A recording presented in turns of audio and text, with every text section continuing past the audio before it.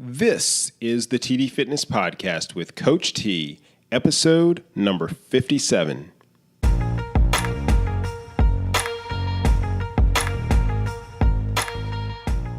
Welcome to the TD Fitness Podcast, giving you healthy living insights for your physical, mental, social, and spiritual well-being. And now, your host, certified health coach and personal trainer, Coach T. Hey guys, thanks so much for joining me here. I am Coach T from tdfitness.net, and I teach people how to live a healthy lifestyle without having to give up the things that make life worth living.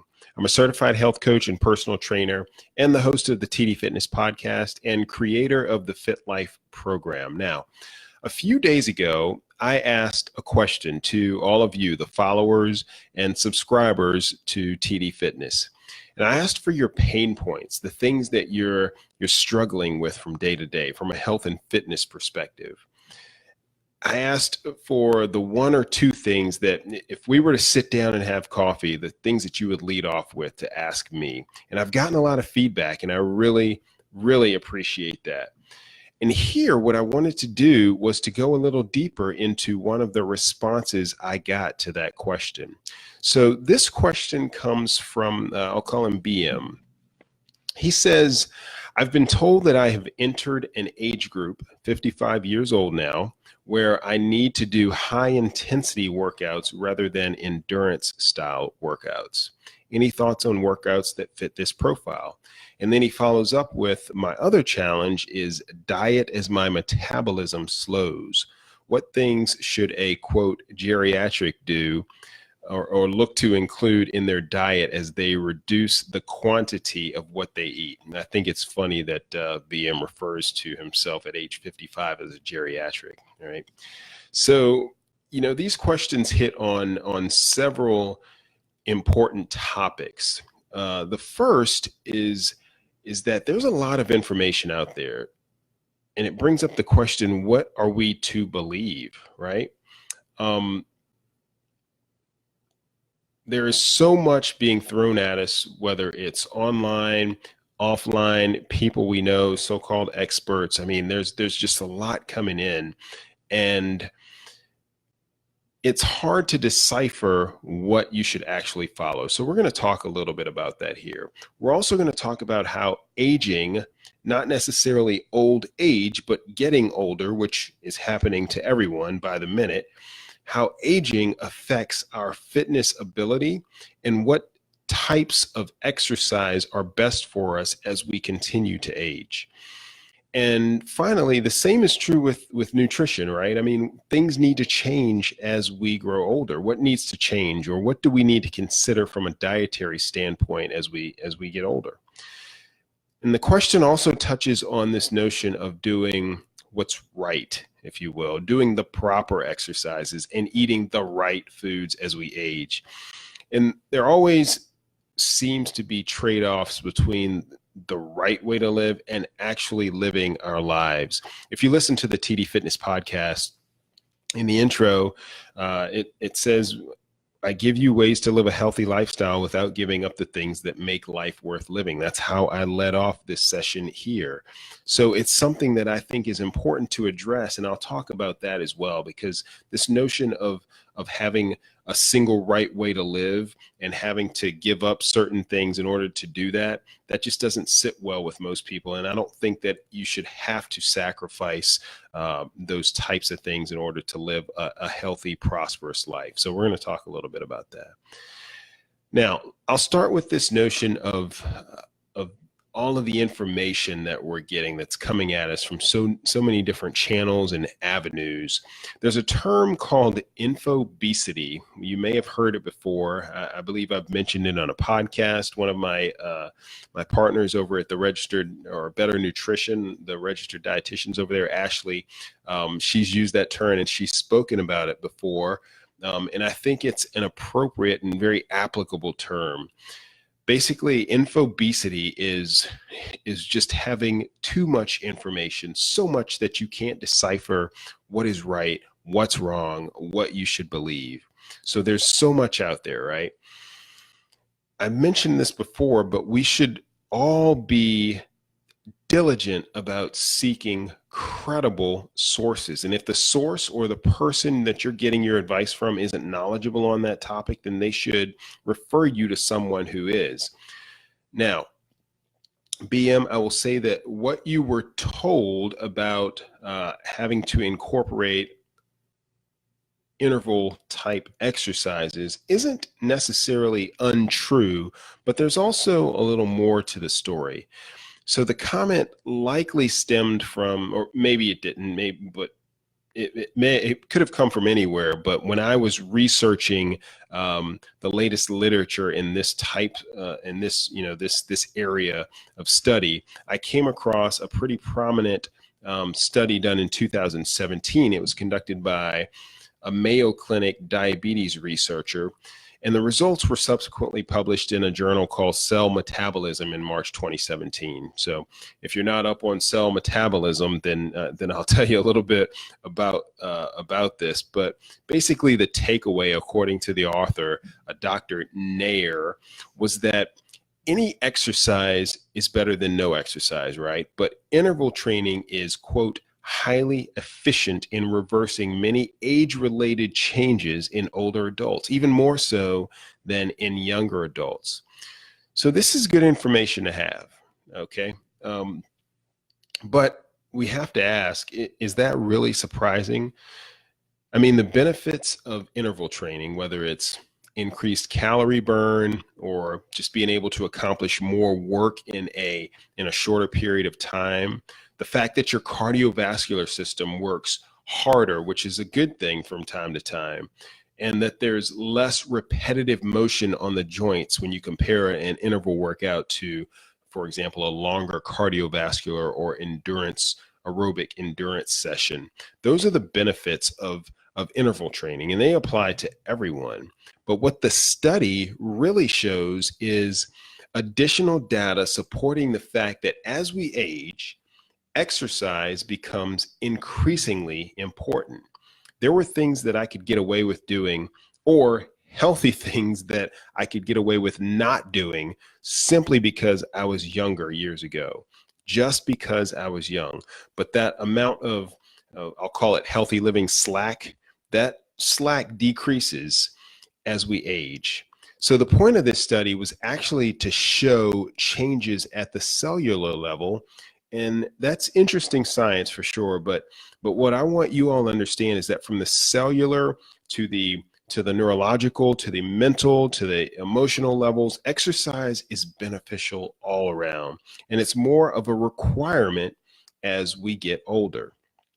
Now, to address BM's question directly, let me lay a quick foundation of how our fitness needs change as we get older. So when I say older in health and fitness terms, when you're talking about developing programs for, quote, an older population, typically that number is associated with age 65 and above. Now, BM is only 55 years old, but I'll tell you that this applies to all of us because being, quote, older is not an either or. It's a scale that we move through as we age.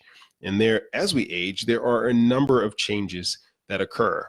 So after age 50, there's a noticeable reduction in muscle mass, especially in women, because women who lose muscle mass at about twice the rate as men do, because they naturally have lower levels of testosterone anyway. But that the loss in lean muscle mass is usually associated with less activity, and it's usually accompanied by increases in fat due to dietary changes and reduced activity. So it's important to note too that the less lean muscle mass you have, the fewer calories you're going to burn from day to day. So it's kind of a vicious cycle. So that's one thing to consider. Your muscle mass is going to decrease as you age. Next, our flexibility tends to get worse as we age, mainly because we don't devote as much time to stretching as we used to. But we also tend to be more sedentary as we age. I mean, it seems like the typical path or progression in our society. Professional athletes, even, they get less playing time as they reach the end of their careers, right? Even in my career, in a military career, it's the younger folks who are out doing, doing the action, doing the things, and I'm stuck behind a desk at this point, right? We all tend to just move less as we age, and that creates stiff joints and less limber muscles. You couple that with the typical added responsibilities of family and work and kid activities and social events, and there's less and less time to devote to flexibility and mobility exercise, or exercise in general for that matter. It's not as much of an issue when we're young, but it's more of an issue as we age. But once again, the more often you move, the better off you are. So I'll get into some of the specifics of that here in a little bit. Next, we simply have more aches and pains as we age, okay? And these pains manifest themselves largely due to the muscular imbalances that become worse over time. That goes back to the flexibility piece. But they come about because we age, okay? I mean, I drive a vehicle that's over 12 years old now, and believe me, I am experiencing firsthand the effects of age on that machine that has moving parts. And the body, in some ways, is no different. The body, of course, is a much more capable machine than my SUV for sure. But the point is that wear and tear comes with time. So where we go wrong, though, is in thinking that those aches and pains should prevent us from exercising. Usually the contrary is true. Restarting or being more consistent with the exercise that we're already doing, that is what can really help us with those minor annoyances and those aches and those pains, all right? Another change that comes with age is the length of time that it takes to recover from any kind of seemingly strenuous activity. So our recovery periods just get longer. Exercise helps with this because it exposes the body to activity on a more frequent basis. And like anything that's practiced over time, it's dealt with more efficiently. And by the way, exercise increases blood flow and circulation, which brings repair to those damaged areas of your body at a quicker rate. Also, our cardiac output, which is basically the amount of blood that's pumped out by the heart over time, our cardiac output lowers as we age. And cardiac output is really a function of a couple of different things. It's heart rate, which is how often our heart beats, typically measured in a minute, and stroke volume, which is the amount of blood that's pushed into the arteries with each heartbeat. So our cardiac output decreases with age because stroke volume and heart rate are both lower. But regular exercise can help maintain stroke volume and therefore help with the natural decrease in cardiac output. This is important because it's quite literally the lifeblood of our existence, okay? Exercise is that important. So how do we counter each one of these things? So circling back to BM's question, what exactly should we do for exercise? How much? How often? And I'll throw the mandatory disclaimer here now. Before starting anything new, any exercise program, if you're not active right now, you need to consult your physician, okay? And even if you are exercising, but it's not consistently and you're thinking about ramping things up, talk to your doctor because they're more intimately familiar with your personal health situation and scenario. So now let's start with cardiovascular activity. The recommended amount of cardio for adults does not change with your age. It's 150 minutes of moderate activity or 75 minutes of vigorous activity each week, or some kind of combination of the two. For your moderate intensity cardio, you could do 30 minutes a day, 5 days a week. If you're exercising vigorously, it could be 20 to 25 minutes a day on 3 days a week.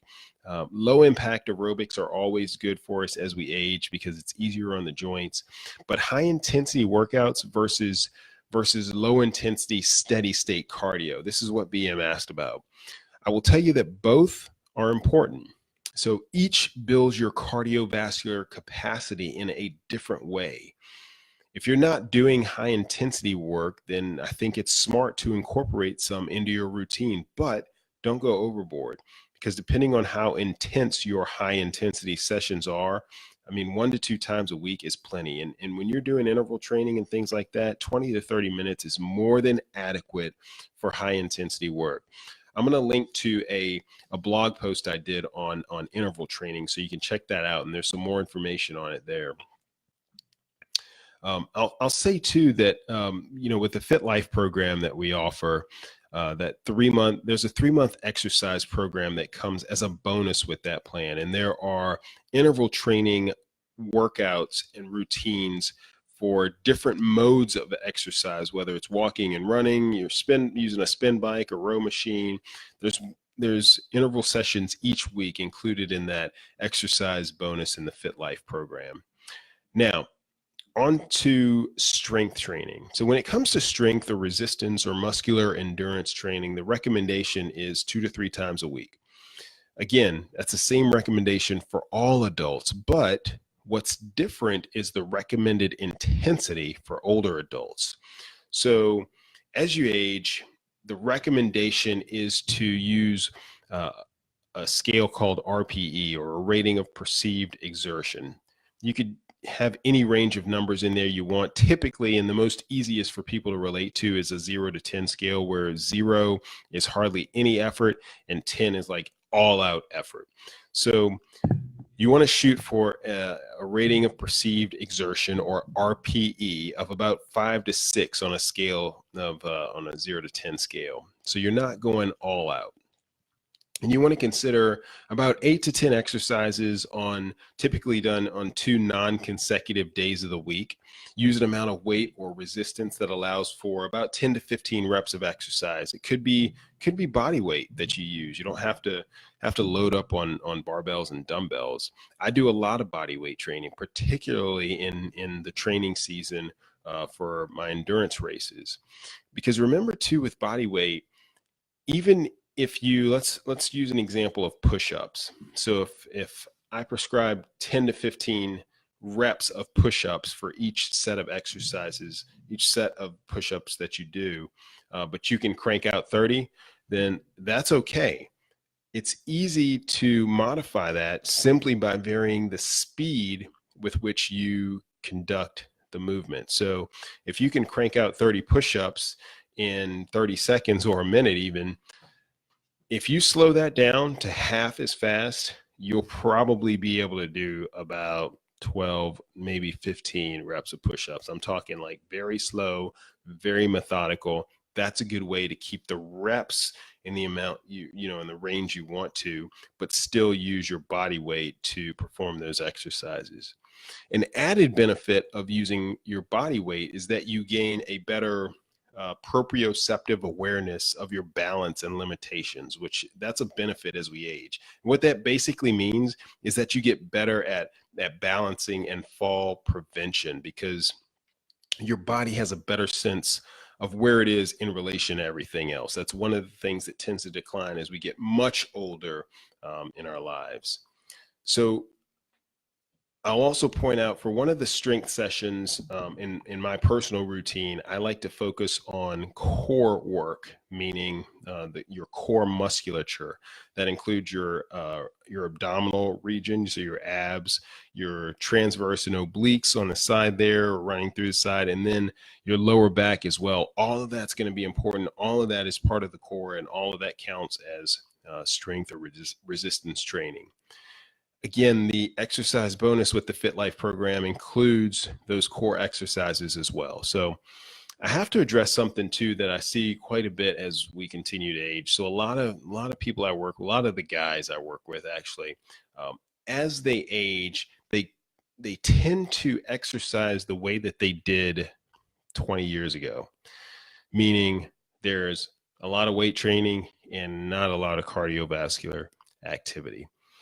I will tell you that I don't want you to sacrifice heart health for excess weight training. I'm glad that you're working out. If you're one of those people that does primarily just weight training exercises, it's better than doing nothing for sure. It certainly beats sitting around all day. But understand that what's important as you age, particularly as you age, is going to be to take care of the ticker, take care of your heart. And one of the best ways to do that is through cardiovascular activity. All right.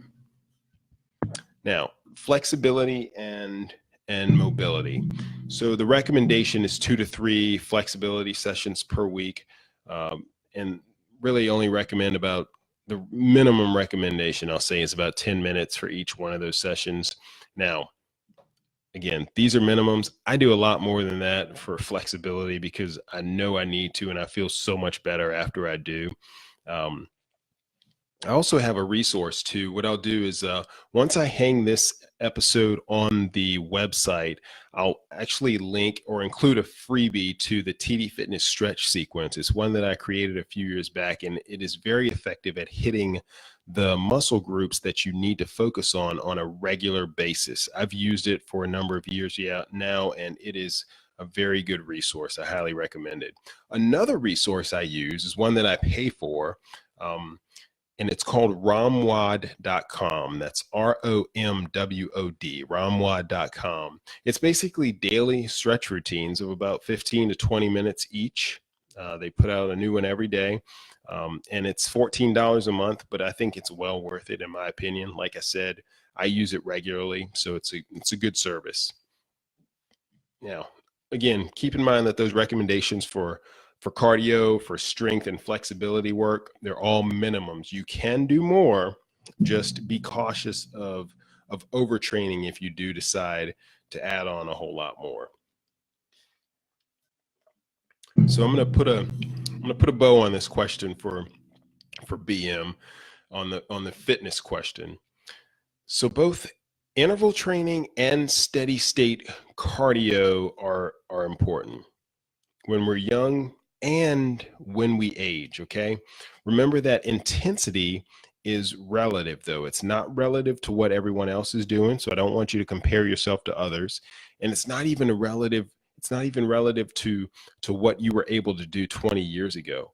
Your intensity for these interval and high intensity sessions should be based on your ability and your capacity and your capability right now. So compare yourself to your recent past self.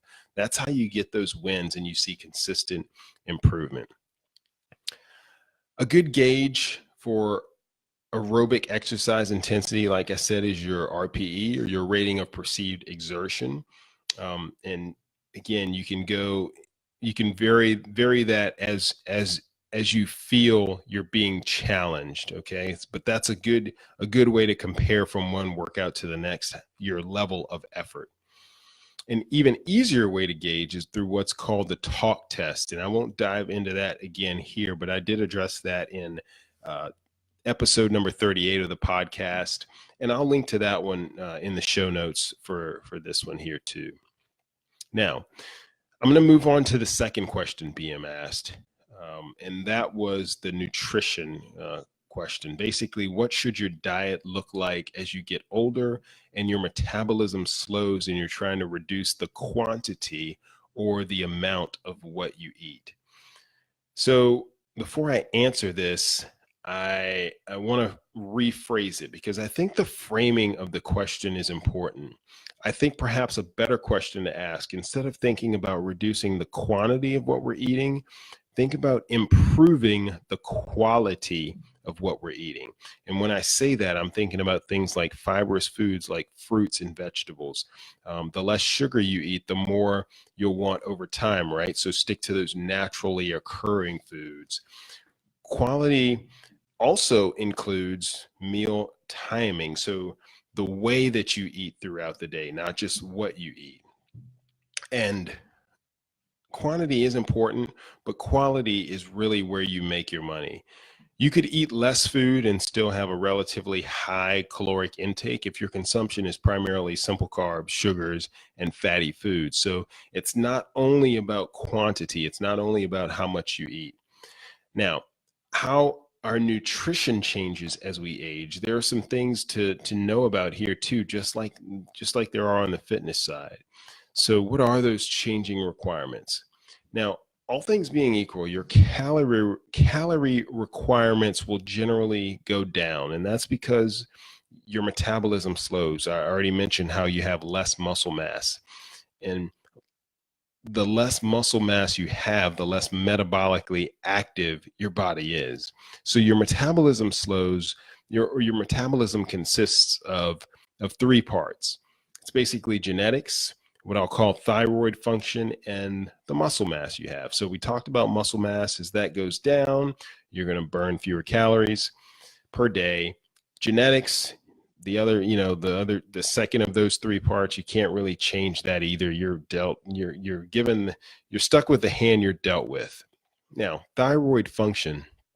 So the thyroid gland produces hormones which regulate the body's metabolic rate as well as the heart and digestive function. And interestingly enough, this is where we get some real gender specificity, because women have greater thyroid issues than men by at least a factor of 10. It's quite gradual though. So women may find that they're losing some of that metabolic edge during their mid 30s or early 40s. And that hormonal effect is huge for both men and women, because I've done a podcast on this one too and dove deep into the metabolism piece. And I'll link to that episode too. I'm not going to rehash all of that here, but hormones play such a vital role in how we feel, aches and pains, diet, digestion, how we metabolize things, all that comes together, and it's all of those factors are very interdependent on one another. So you may find yourself being hungrier. You can blame your hormones for that, because after we hit 40, our estrogen levels fall, which causes changes in our blood sugar and the thyroid, increasing our appetite. I mean, all of these things, the levels of stress that you have, again, metabolically related. So the hormones are involved in everything. So eating is not just about calories. It's not just about making you full when you're hungry. It's about providing energy your body needs to thrive. And it's about providing proper nutrients so you can live well. So stated another way, again, it's not the quantity, but it's about the quality of what we eat. So what's the answer, right? What is an aging individual like BM, as he refers to himself? What's he supposed to do for nutrition? Now, if you're not proactive and deliberate, it is not uncommon to gain 30, 40 pounds throughout our middle age years. I've seen it happen. Some of us have been victim to it, but that's not because we're predisposed to gain that weight. And I'll say that the way to prevent or offset that weight gain is pretty straightforward. So here are some things that I recommend. And by the way, if you've gained 30 or 40 pounds, it's also fairly straightforward in how to lose it. Now, I'm not saying it's easy, but it is straightforward if we focus on the right things. And these are some of the things all of the things actually that we get into in the Fit Life program. But I'm going to pull out just a couple of things here that I think are important to touch on. The first is to pay attention to your diet. And what I mean by that is, many times we just go through our daily motions, not even really thinking about what we eat. We eat what we eat for breakfast every day because that's what we eat for breakfast. Or, we come home and we have a Coke because that's what we do when we come home. We go to work. We have one of those, large sugar-filled and cream-filled coffees because that's what we do when we go to work. But when you start thinking about what it is that you're actually consuming, maybe logging what you eat, or even just keeping track of one or two of the habits with what you're eating, kind of like we do in the Fit Life program, then either of those things can help with this, paying attention to your diet. So you don't just want to maintain habits just because they're habits. Stop and think about it. And sometimes logging your efforts or tracking your your diet, or even a portion or a couple of your habits, or even a portion of your diet can help with that. Okay. Next, you want to address the areas where you're lacking first. So if you're not eating a lot of whole or natural foods, or you're not eating any vegetables, or you're not really drinking any water, then start there. And there are a couple of reasons for this. For adding things to your diet versus taking away. It's because, number one, psychologically, it's easier for us to add than it is to take away or to stop eating something. It's just human nature. There's actually science behind that, psychology behind that, and it's called the self-determination theory. We want to have some say in what we do and the decisions that we make. And secondly, and my RD partners will back me up on this, when you have the right nutrients in proper proportions, you feel better and you are better able to make further healthy changes and healthy decisions. So it's important to fix the gaps first before you cut the excess. Now, the next thing, and one way to address those deficiencies, is to opt for nutrient dense foods over calorie dense foods, because all calories are not created equal. Now, again, I don't want you to solely focus on calories and quantity, but you should know that in 1 pound of fat, you probably know this, there's 3,500 pounds, or I'm sorry, in 1 pound of fat, there's 3,500 calories. Now, in 1 pound of spinach, there are 100 calories. All right. So 3,500 calories in a pound of fat, 100 calories in a pound of spinach. Just saying. All right. Now, I'll stop there on the Q&A. BM, thanks, man, for being a longtime supporter of TD Fitness and one of the first to respond to that question that I posed.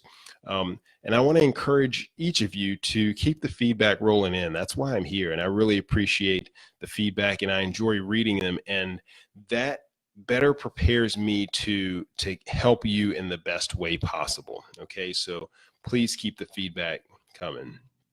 In fact, speaking of that feedback, I got a lot of responses to my question on the biggest struggles, challenges, and pain points. And as I looked through those, the overwhelming majority were related to one of three things: either nutrition, motivation, or some time related component like healthy living strategies for busy lifestyles. Now, as I thought about that and kind of went through all of those responses, I realized that I've talked and I've written about each of these things, sometimes on more than one occasion, each of these things individually. But what I'm thinking is that it may be beneficial to create something that kind of ties all of that together. And I don't want to charge for it, but here's what I'm thinking. I'm thinking of putting together a free, I'll call it a Fit Life Masterclass, probably a 3-part video series on how to improve your diet and stay motivated to exercise despite the crazy schedules that we're all a part of, right? So do me a favor and let me know if that's something that you would be interested in. You can just leave a comment below and let me know. I don't want to create something if it's not gonna be useful. But on the other hand, the reason I ask for feedback is so that I can better give you what you want. So let me know if that will indeed help you. A free Fit Life Masterclass on how to improve your diet, stay motivated to exercise despite the crazy, hectic schedule. All right, just let me know. And that, my friends, is all I have for you here. I want to thank you again for joining me and offer that you have a blessed one, and Coach T signing out.